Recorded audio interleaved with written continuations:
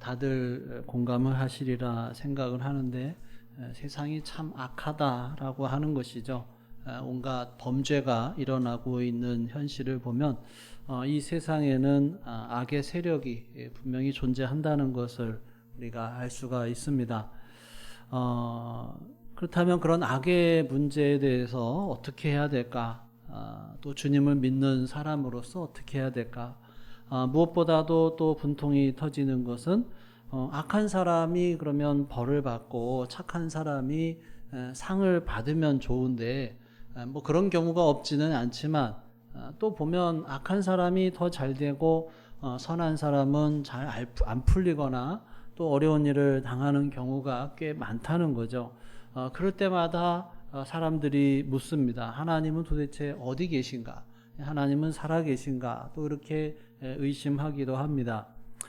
오늘 말씀은 소위 곡식과 가라지의 비유라고 불리는데 억지로 지어낸 이야기가 아니라 예수님 당시의 일상생활에서 늘 일어나는 일이었고 또 실제로 사람들의 삶에서 수시로 일어나는 일이었습니다. 그 당시에 다른 사람들에 대한 모욕과 공격의 목적으로 상대방 소유의 밭에 들어가서 해로운 가라지를 뿌리는 일들이 종종 일어났습니다. 이 못된 짓을 하는 사람은 옛날이나 지금이나 동이나 서나 항상 있다라고 하는 거예요.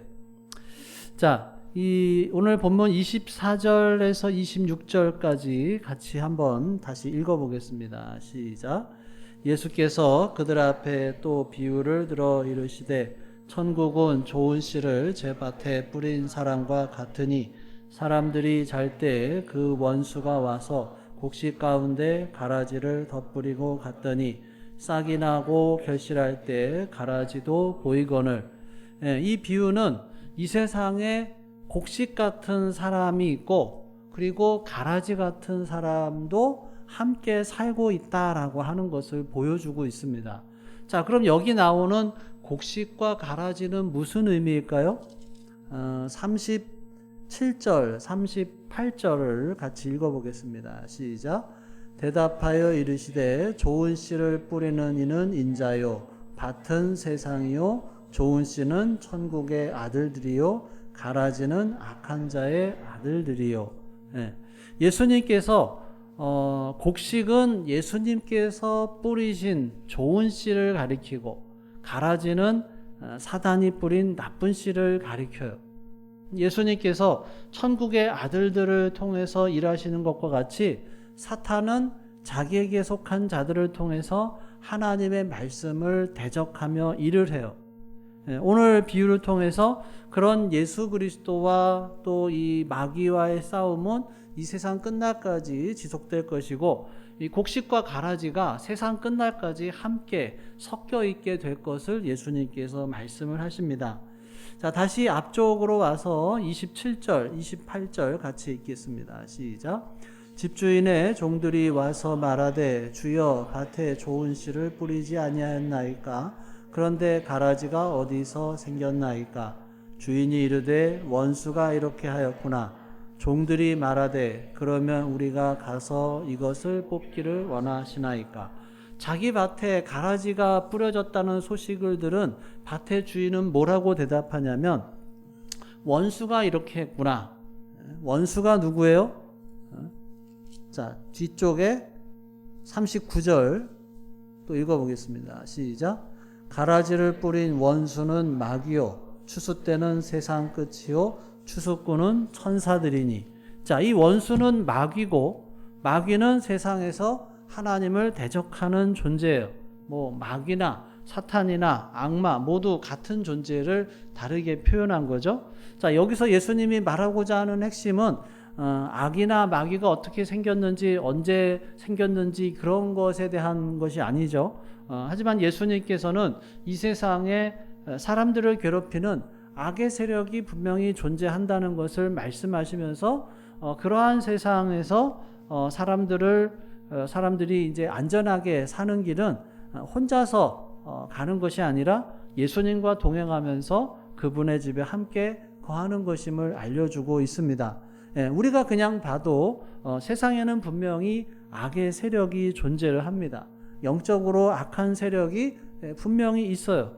그 우두머리를 마귀 또는 사탄, 악마 이렇게 얘기를 합니다. 근데 우리가 착각하면 안 되는 것이, 여러분 영화나 드라마나 또는 미디어에서 우리가 보면 사탄 하면 뭐가 생각이 나요? 소민아, 사탄 하면은 어떻게 생겼을 것 같니? 모르겠어? 머리에 이렇게 뿔 달려 있고, 염소뿔 같은 거 달려 있고, 옷도 빨간색이고, 뒤에 뾰족한 꼬리가 달려 있고, 삼지창 같은 거 들고 있는 그런 모습이 이제 마귀라고 우리가 생각하기 쉽죠. 근데 결코 그렇지가 않아요. 그렇게 나타나면 누구나 다 알아보고 피하지, 그걸 누가 모르겠어요. 사단은 우리가 보기에 에덴 동산에 있던 선악과를 보면 거기 뭐라고 돼 있어요? 먹음직도 하고 보암직도 하고 지혜롭게 할 만큼 탐스럽기까지 했다 그랬어요. 그러니까 그런 모습으로 우리들에게 나타나요. 아주 매력적이고 달콤한 모습으로 나타나서 우리를 유혹을 합니다.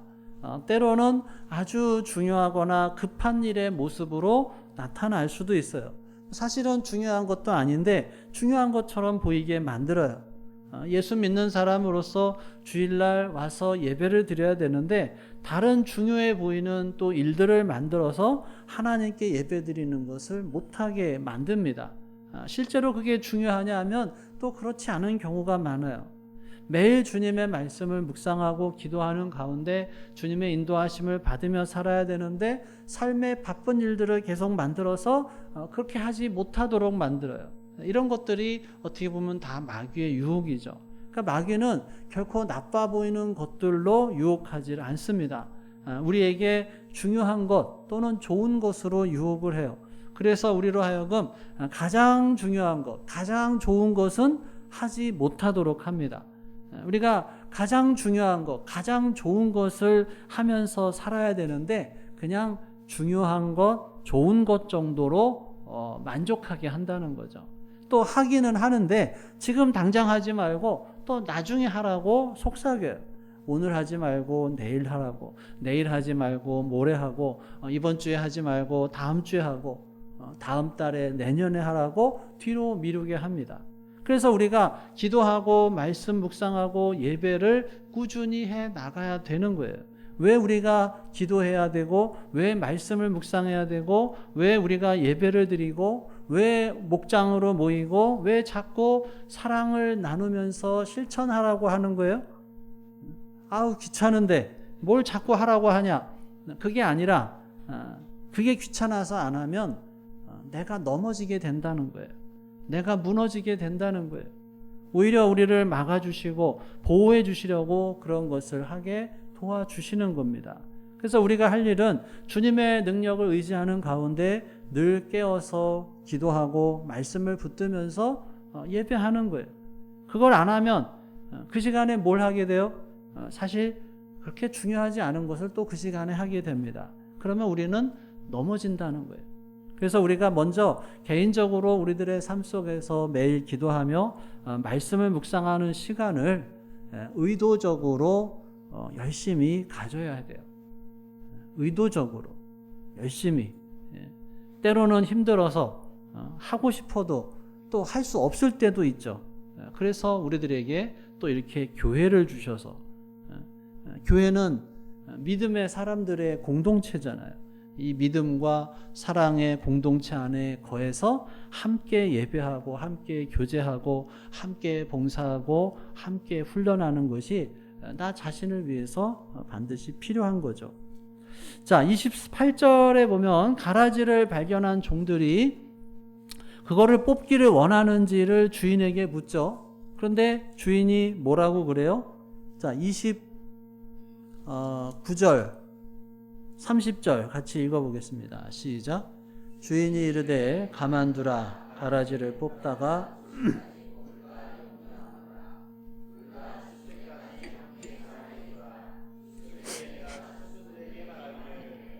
가지는 먼저 거두어 불사르게 단으로 묶고 곡식은 모아 내 곡간으로 넣으라. 이 가라지는 그러니까 뭐 쉽게 얘기하면 이제 잡초 같은 거죠. 그 초기에 그 모양이 이 곡식, 알곡과 이제 매우 흡사해서 알아보는 것이 이제 어렵습니다. 자라고 있는 중간에 가라지나 곡식이 그 모양이 아주 비슷해요. 그런데 싹이 나고 이삭이 나와서 결실할 때가 되면 그 모양이 분명하게 차이가 납니다. 그래서 이거는 곡식이고 이거는 가라지구나 라고 알게 되는데, 문제는 이 곡식과 가라지의 뿌리들이 땅속에서 서로 복잡하게 얽혀 있기 때문에 가라지를 뽑다가 곡식까지 뽑는 일이 생긴다는 거예요. 그런 이유로 주인은 종들에게 가라지를 뽑지 말라고 그렇게 명령을 합니다. 자, 그냥 두라고 하는 이 말씀을 보면서 우리가 오해하지 말아야 할 것은, 악의 세력에 대해서 소극적으로 대하라는 건가, 이렇게 해석하면 곤란하죠. 세상에 있는 불의와 악이 보여도 그냥 신경 쓰지 말고 자기 일에만 충실하면서 무관심하게 살라는 말씀이 아니죠. 지금 밖에서 악한 일들이 벌어지고 있는데 나는 상관없어, 우리 교회만 잘 되면 되지, 뭐 우리 집만, 우리 가정만 잘 되면 되지, 이런 식으로 하라는 것이 아닙니다. 이 말씀은 종들에게 모든 가라지를 다 골라서 뽑아낼 능력이 없다라고 하는 것을 지적하는 말씀이죠. 우리가 뽑을까요? 그냥 둬라. 무관심하게 살라는 말씀이 아니고, 그거 뽑을 능력이 너희들에게는 없기 때문에 그냥 두라는 거예요.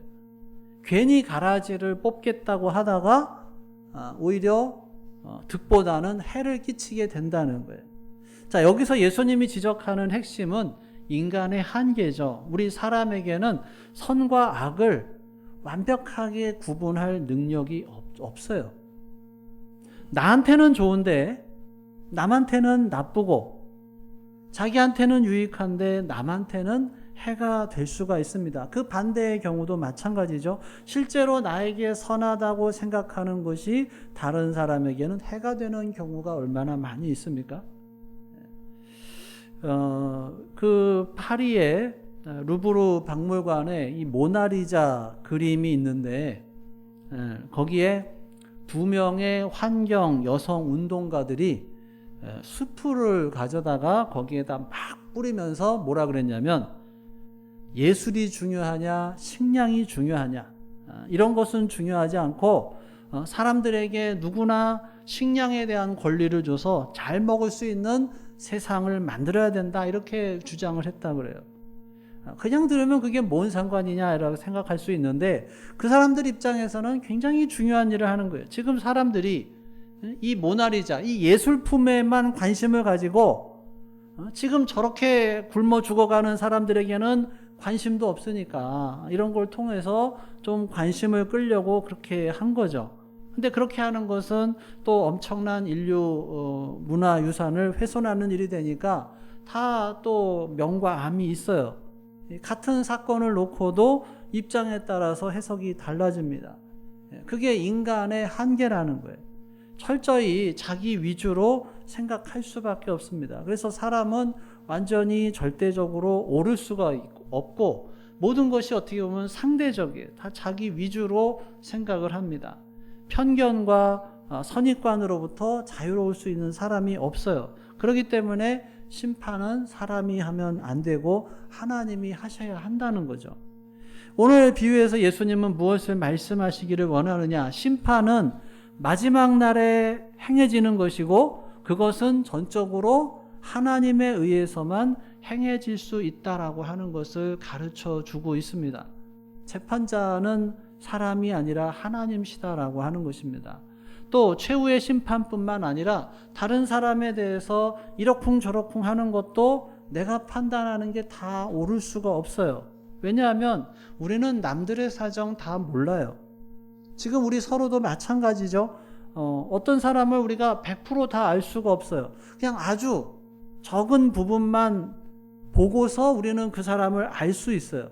근데 그걸 가지고 그 사람을 함부로 판단을 해요.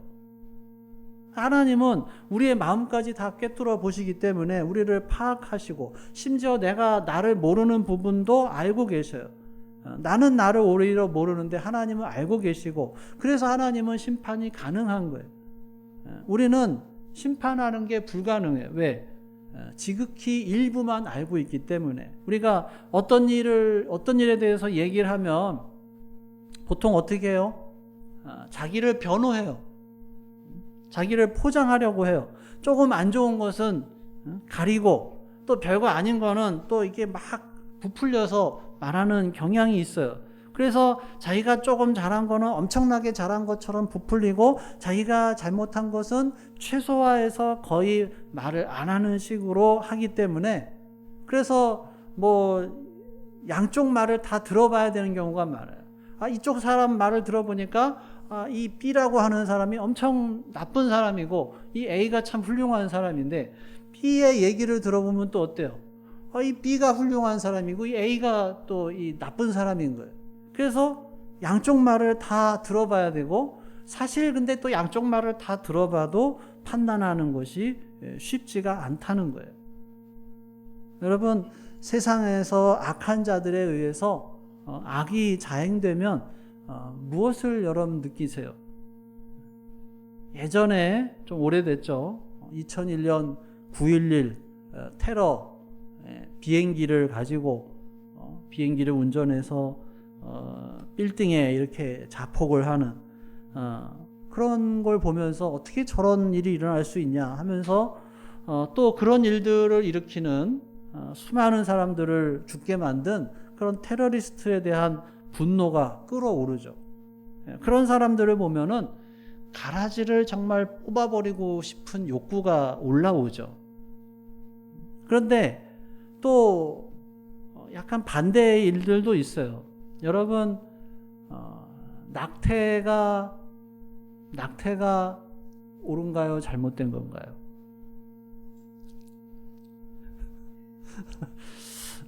뭐 대답하지 마세요. 낙태를 미국에서 어떤 일이 일어났냐면 낙태를 하는 낙태 클리닉이 폭파되는 사건이 일어났어요. 누가 그랬냐면 4명의 독실한 크리스천들이. 왜? 하나님은 낙태를 미워하신다. 그래서 낙태 클리닉을 폭발을 시키고 심지어는 낙태 시술 의사를 죽이기까지 합니다. 자, 이런 사건들에서 어떤 공통점을 발견할 수 있어요? 그것은 일으킨 사람들의 마음속에 자리 잡은 엄청난 혐오감, 미움, 증오심이에요. 9.11 테러도 그들 마음속에 있는 증오와 미움 때문에 일어났고 그 이전과 그 이후의 모든 테러 사건도 똑같아요. 그런 사람들은 모두 자기가 스스로 가라지를 뽑아버리겠다 하는 열심으로 활활 타올라서 실제로 가서 가라지를 뽑아서 태우는 일을 행한 거예요. 근데 그 결과가 어떻게 돼요? 가라지가 잘 뽑히고 문제가 해결이 됐느냐? 오히려 엄청난 슬픔과 재앙을 가져오고 후폭풍을 가져오고 이쪽에서 당하니까 저쪽에서 보복하고 아직도 보복이 계속되고 있어요.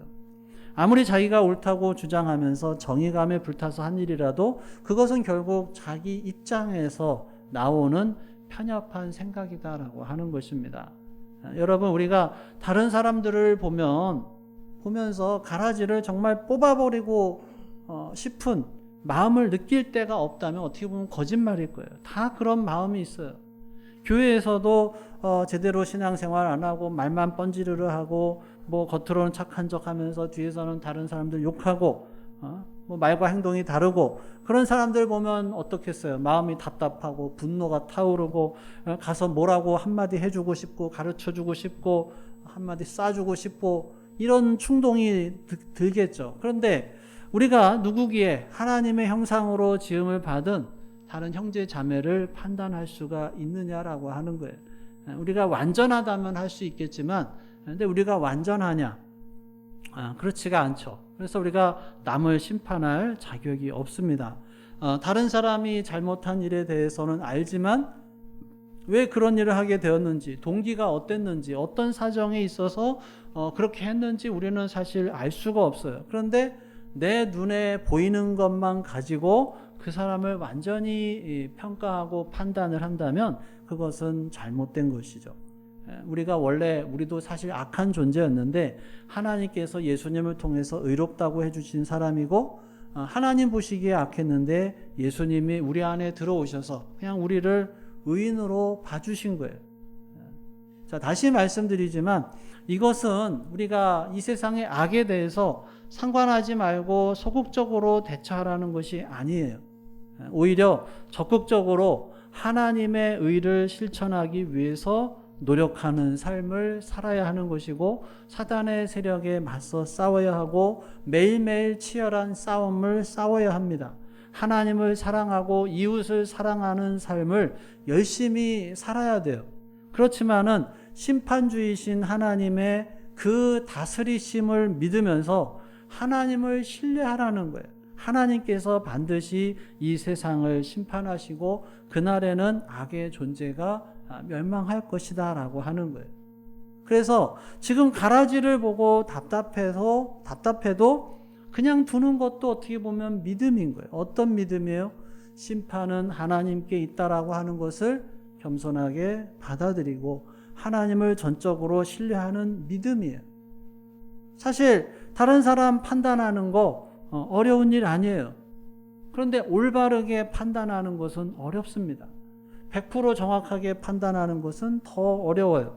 그래서 우리가 할 일은 그 사람을 판단하는 것이 아니고 내 눈에 보이며 내가 직접 경험한 것만 가지고 이제 생각을 할 수 있죠. 내가 볼 때 이것은 잘못되었습니다. 근데 거기서도 우리가 주의해야 할 것은 이 사람이 잘못된 것이 아니라 이 사람이 이 일을 했는데 이 일이 잘못되었습니다. 아니면 이 일이 참 좋습니다. 잘했습니다. 그 일에 대해서 우리가 평가를 하는 것이지 그 사람에 대해서 함부로 판단할 수 없다라고 하는 것입니다.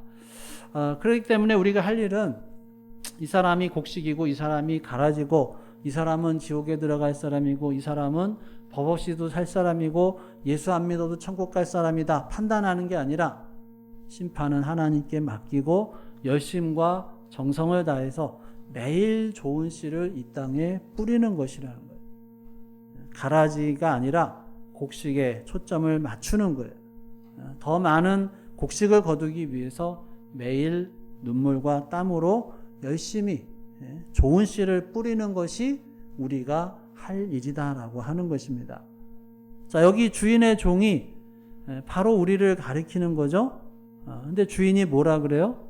가만둬라. 추수 때까지 함께 자라게 둬라. 그럼 그냥 두고 뭐 하라는 거예요? 종으로서의 할 일을 하라는 거죠. 지금 가라지를 뽑는데 신경 쓰지 말고 그것은 하나님이 하실 테니까 하나님의 종으로서 맡겨진 사명을 다하라고 하는 것입니다. 자, 마지막 43절 같이 읽어보겠습니다. 시작. 그때의 의인들은